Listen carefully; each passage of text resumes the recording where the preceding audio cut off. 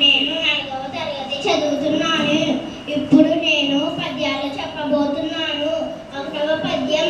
ధనము కూడబెట్టి దానము చేయక దాను తినక లెస్స దాచుగాక తేనెటీగ కూర్చి జనవరికి యదా విశ్వదాభిరామ వినవేమ. భావం. సంపాదించిన డబ్బును దానమన్నా చెయ్యాలి లేదా తాను తినాలి. ఈ రెండు కాకుండా దాచిపెట్టడం వల్ల ఎలాంటి లాభం లేదు. తేనెటీగ ఎంతో కష్టపడి తేనెను కూడబెడితే అది చివరికి పాఠశాల పాలవుతోంది కదా. దీన్ని రాసిన వారు వేమన కవి. 2వ పద్యం.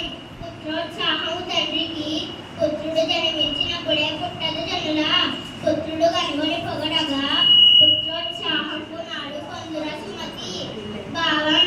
కొడుకు పుట్టగానే తండ్రికి ఆనందం కలగదు.